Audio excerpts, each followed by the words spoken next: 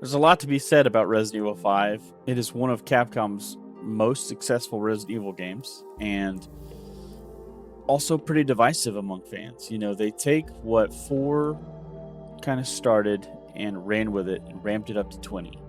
The action that has always been in the game series up until 4 bumped up a little bit, but then ramped up here. The problem is that it is a product of its time, trying to capture the audience of like Call of Duty fans. They wanted something more cover-based shooting, more to the times than what Resident Evil at the point was known for. And so they kind of wanted to expand that. And that led to them doing more of a Hollywood approach and having more action scenes and cutscenes that are like shaky cam stuff. It's very distracting at times, but admittedly, it's not terrible. It just is sometimes a little too much. Before I start talking too much about the game, I'd want to talk about like my history with it specifically. So Resident Evil 5 is one of the games that I have played throughout the years with many different people. And that's because it's a multiplayer game. You know, it is designed to have someone play with you on the couch, online, you know. And I played a lot of it with my brother, a couple cousins, and a couple friends. Some people liked it, some people didn't. But that's really where most of my memories come from. It's like late nights in the summer playing it in our room on our tube TV with my brother. We've probably beat the game 4 or 5 times together throughout the years. I know I've played it I've played it on almost every console it seems like that it's been on, and it's admittedly something I can just throw on and play without having to think too much. This game came out in 2009. We had an Xbox 360 later, about 2011 or 12. So I didn't own one personally, but my first experience playing with the game was actually with one of my cousins. So cousin 1 and I were at my uncle's house, and then we went to go visit cousin 2, who had the game. And I remember cousin 1 stealing the game from cousin 2, bringing it back to my uncle's house, and I remember getting in trouble for that, even though I didn't steal it. But I also didn't discourage it either, because I wanted to play the game. But I remember we played it. I played it with him. I played it with his brother, and then his brother played it with my brother. Played it with another one of the cousins. I played it with a couple of my friends. It is a fun game to play, but it is one of those that you just kind of sometimes have to make fun of it for, you know? So in this game, we play as Chris Redfield a few months after an incident with Jill Valentine and Albert Wesker, where they were at another Spencer estate trying to take down Wesker. That ends with Wesker and Jill falling off of a cliff out of the mansion. And, you know, Chris is kind of having a hard time dealing with that. He feels like he let Jill down and let Wesker get away, and he's having a hard time moving on. You know, at this point, Jill and Chris had created the BSAA, and they are an anti-terrorist organization specifically for bioterrorism.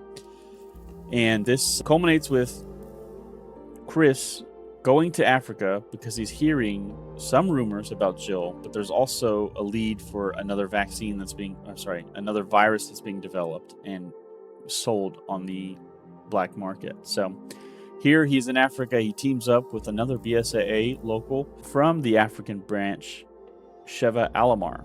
Sheva's a younger lady, and she is kind of familiar with the area. She's got contacts and stuff, capable of handling herself, but wants Chris to trust in her as a partner. So they go through, they're looking for this guy named Ricardo Irving, who is one of the sellers or manufacturers for the virus that's on the market.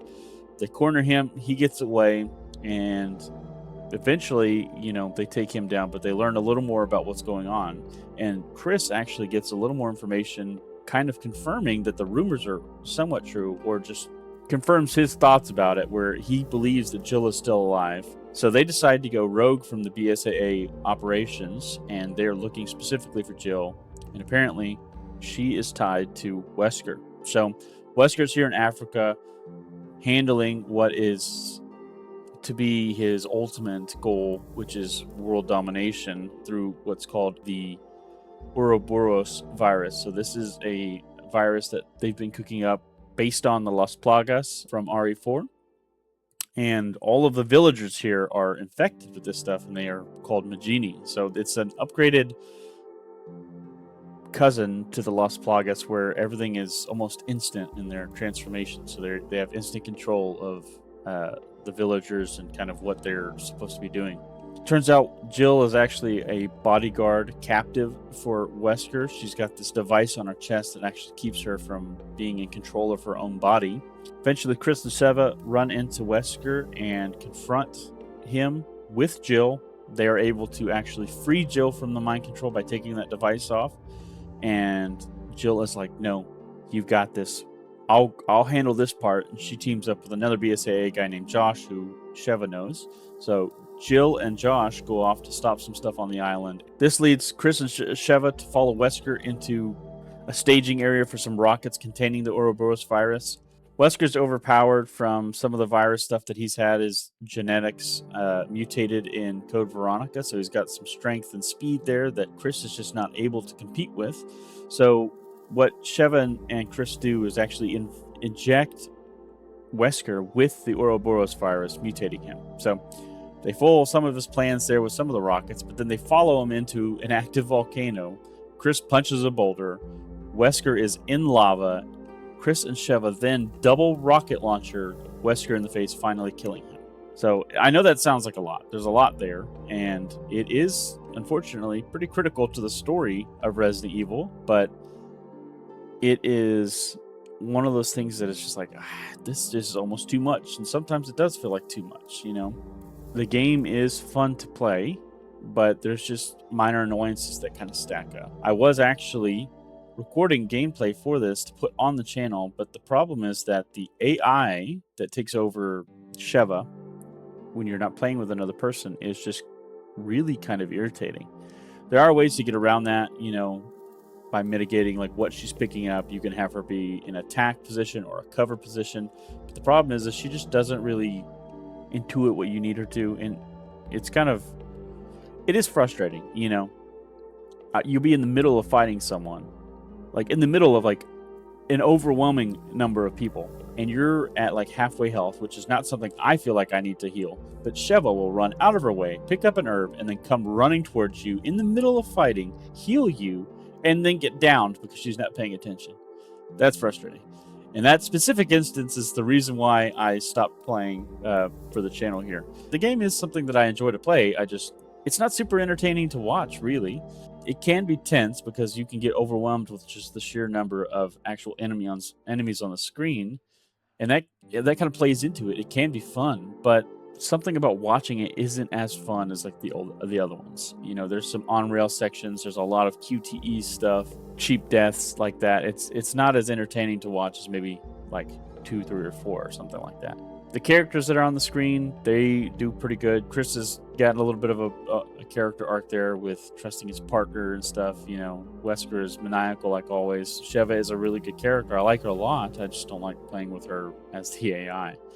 The game suffers from a very 2010s color palette. It's like dark green and brown on the screen most of the time through this filter. I play the game on my PC with mods, and so I actually have that filter removed, and I think it holds up pretty well, even being as old as it is. Like the first like 3/4 of the game is pretty fun, but as soon as you have these guys start shooting at me with like AKs, I'm not interested. I don't really care for that. You know, they were going for more of a cover shooter vibe. They wanted to get that Call of Duty crowd coming in, and it doesn't really work towards the end of the game. In 4, you had some that had some crossbows, and that was fine. It just doesn't fit Resident Evil to have a zombie shooting at you with an AK and like accurately shooting and not like wildly. It wants to play like a game of the time, but it also still has tank controls, which doesn't really work super well. Admittedly, on PC you can use your mouse and it's a little easier, like cursor aiming. It's not the best way to play, I guess. I don't really care for the inventory, the way that it's handled. I mean, you get 9 squares and that's all you have, and you also have to manage Sheva's 9 squares. It doesn't feel like enough some of the time, you know, and you have in between chapter areas where you can actually upgrade your guns, but you're doing it through a menu and not through like another NPC like the merchant in RE4, which takes away some of the game. It feels more arcadey than anything instead of like a story that you're playing through. It's very chapter by chapter arcade, you know. I like getting chapter rankings, you know, 4 did that as well. I like seeing the chapter rankings, but it just feels too broken up in 5 than how it did in 4. It's one of my favorite games. It's not in my top 5 of Resident Evil, but it is something I like to just throw on and turn my brain off occasionally. It's just not the funnest to watch on screen.